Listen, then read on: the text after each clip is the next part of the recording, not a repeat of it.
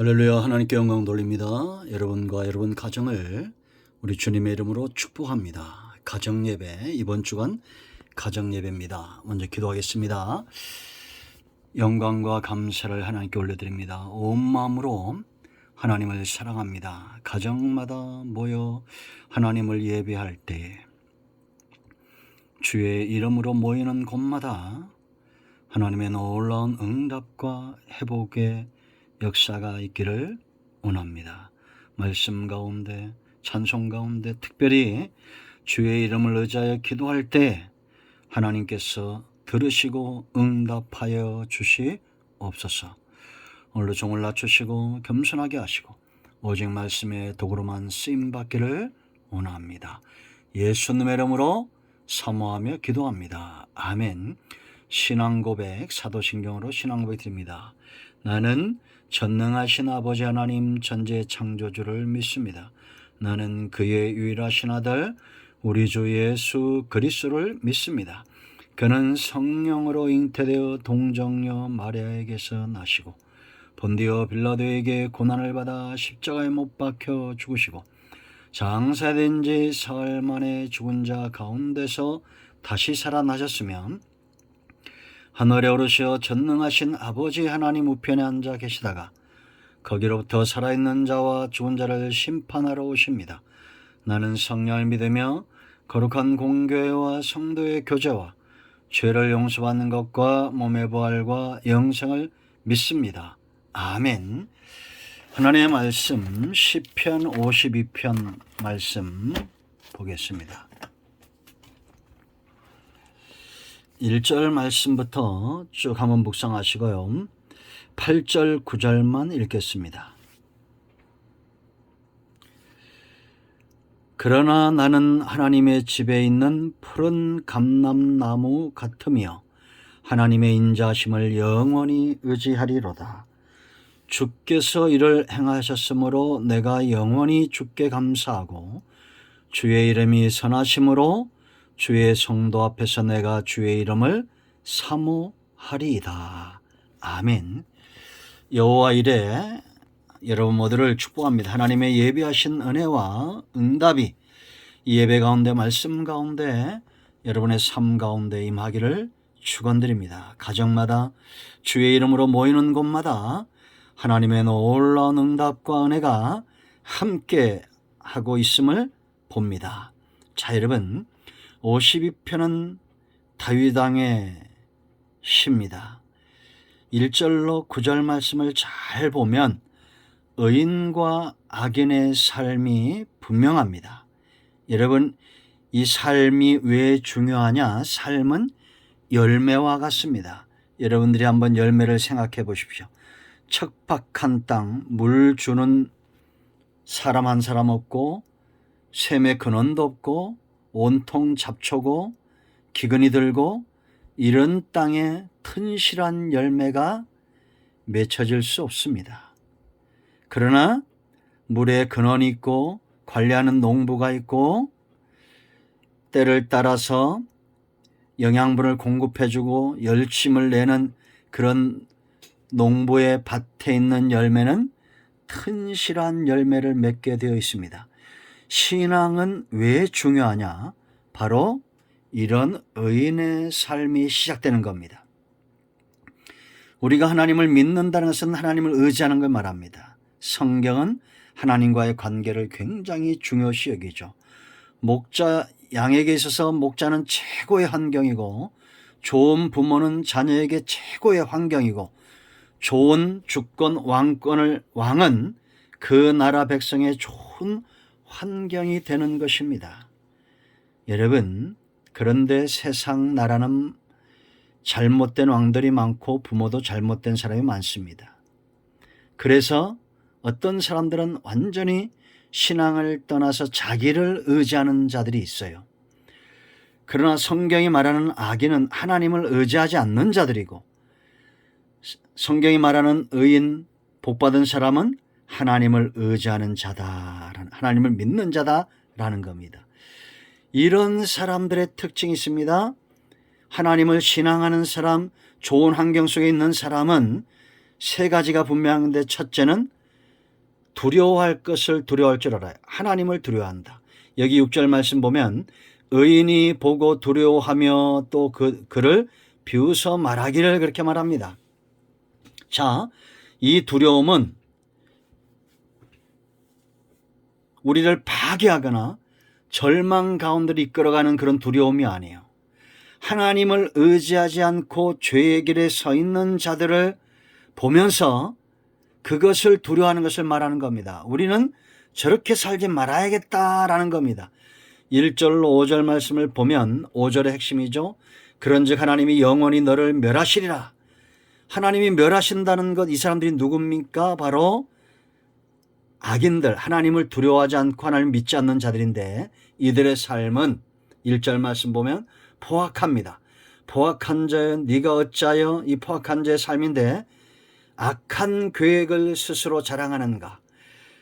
하나님이 있는 사람은 하나님의 선하신 계획을 쫓아 자기를 거기에 맞춰갑니다. 그런데 하나님이 없는 사람은 스스로의 계획을 갖고 하나님과 먼 믿음에서 떠난, 이게 바로 악한 계획이죠. 이제는 하나님을 멸시합니다. 하나님의 인자하심은 항상 있도다. 하나님의 인자하심을 멸시하고 스스로 악한 계획을 세우고 그것을 자랑하며 산다는 겁니다. 이 사람은 그 속에 중심이 이렇게 악한 계획들로 가득 차 있기 때문에 입만 열면 2절 보세요. 네 혀가 심한 악을 꾀하며 날카로운 삭도같이 간사를 행하는도다. 속에 있는 것이 입으로 나오는 거죠. 네가 3절 선보다 악을 사랑하며 의를 말함보다 거짓을 사랑하는도다. 자기 악한 계획을 이루기 위해서는 사람들도 해치려 하고 또한 거짓말도 서슴없이 행하고 잘못된 불의한 방법들을 사랑한다라는 겁니다.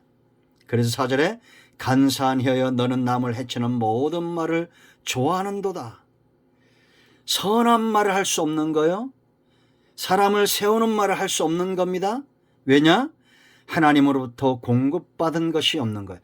스스로 악하게 살다 보니까 이제는 그쪽에는 능통한데 하나님 안에서 선을 행하고 의를 행하고 사람을 세우는 것에 대해서는 능통하지 못한 겁니다. 그러므로 5절에 그런즉 하나님이 영원히 너를 멸하시며 너를 붙잡아 네 장막에서 뽑아내며 살아있는 땅에서 네 뿌리를 빼시리로다. 참 무서운 말이죠. 그러나 의인은 이들의 삶을 두려워할 뿐만 아니라 그들을 비웃는 겁니다. 7절에 이 사람은 하나님을 자기 힘으로 삼지 아니하고 오직 자기 재물의 풍부함을 의지하며 자기의 악으로 스스로 든든하게 하던 자라 하리로다. 아멘. 여러분, 하나님을 두려워해야 우리는 악한 계획에서 떠나고 악한 삶에서 떠나고 사람을 해치는 일에서 떠나게 되어 있습니다. 하나님 외에는 두려움이 없는 저와 여러분이 되어야 될 줄로 믿습니다. 두 번째, 하나님을 두려워할 뿐만 아니라 이제 철저하게 하나님을 의지하는데 8절 말씀 보면 영원히 의지한다. 하나님의 인자하심을 영원히 의지하리로다 라고 말한 하반절에. 왜 그러냐? 이것이 형통의 비법이라는 것을 안 거예요. 8절 보세요. 나는 하나님의 집에 있는 푸른 감람나무. 푸른 감람나무는 이스라엘의 사방에 널려 있는 나무입니다. 그런데 자기는 그 세상에 널려 있는 나무가 아니라 어디에 속해 있어요? 하나님의 집에서 관리받고 때를 따라서 영양분도 받고 물도 공급받고 이제는 김매기도 해주고 농부가 선한 농부가 잘 관리하듯이 관리받는 그런 감람나무라는 겁니다. 열매를 맺겠어요? 안 맺겠어요? 맺는 겁니다. 여러분, 하나님의 은혜에 매인받고 하나님께 관리를 받는데 우리가 악한 것을 생각하고 남을 비판하고 거짓말하고 조롱하고 이런 말들이 나오겠습니까? 환경이 잘못되어 있는 겁니다. 하나님을 의지하는 그런 저와 여러분이 되어야 될 줄로 믿습니다. 하나님은 농부입니다. 우리는 그 집안에 있는 감람나무와 같아야 돼요. 자, 세 번째, 이 사람들은 이제 하나님 외에는 두려운 것이 없던 이 사람들이 하나님을 의지하다 보니까 의지하는 세월이 갈수록 어떻게 되겠어요? 그 하나님과 깊은 사랑에 빠지게 되어 있습니다. 악을 행하는 자는 그 악에 더 깊이 빠지게 되어 있고, 여러분 옛말에 바늘도둑이 못도둑에 소도둑 된다 그렇게 말합니다. 참 생각이 중요한데 악한 생각에 흡수해서 나중에는 오만한 자리에까지 앉는 것, 이게 악인의 모습이죠. 시편 1편 1절에 있는데도 복 있는 사람은 악인의 꾀를 따르지 않고 죄인의 길에 서지 않고 오만한 자의 자리에 앉지 않는다라고 말했습니다. 죄를 두려워하던 사람이 죄를 자꾸 지으면서 이제는 그것을 즐기게 되고 이제는 그 죄악된 삶이 깊어지는 거예요. 그러나 하나님을 두려워할 줄 알고 하나님을 의지하는 자는 이제는 그 사랑이 깊어져서 성도 앞에서 내가 주의 이름을 사모하리다, 사람들이 안다는 겁니다. 사랑은 반드시 체험을 통해서 깊어져요. 그래서 9절에 주께서 이를 행하셨으므로 나를 감람나무처럼, 그렇게 하나님의 집에 있는 감람나무가 체험하잖아요. 목자를 체험하고 그 주인을 체험하고 농부이신 하나님을 체험하고, 그러면서 이 사랑이 깊어지니까 사랑으로 충만한 이 사랑의 깊은 단계에 있는 사람의 특징이 있어요. 감사가 나오는 거예요. 주께 감사하고 주의 이름이 선하심으로 그 이름을 사모하고 감사가 나오는 겁니다. 악한 것을 자랑하고, 여러분 이게 보세요. 이제는 사람들이 말하는 걸 보면 신앙의 깊이가 있는지 아니면 악의 깊이가 있는지 알 수가 있습니다. 하나님을 향한 감사가, 사랑이, 찬양이 끊임없이 이렇게 흘러나오는 겁니다. 이런 사람은 하나님의 사랑을 체험한 사람이에요. 여러분, 웬 말인가 날 위하여 주도라 가셨네. 이 벌레 같은 날 위에 큰애 받으셨네. 웬 말인가 웬 은혜인가 그 사랑 크셔라. 이 찬양을 지은 아이작 와츠라는 사람입니다. 키가 너무 작아서 서양 사람으로서는 조롱받는, 이 장애인으로 조롱받는 그런 사람이었어요. 150cm 밖에 안 됐습니다. 게다가 눈도 작고 피부도 창백했다고 합니다. 그래서 스스로 나는 벌레 같은 존재라고 생각한 거예요. 그러다가 어느 날 십자가에서 자기를 위해서 죽으신 예수님을 만납니다. 그리고는 그분의 은혜와 그분의 사랑에 감격해서 감동적인 찬양을 썼습니다. 웬 말인가 날 위하여 주도라 가셨나.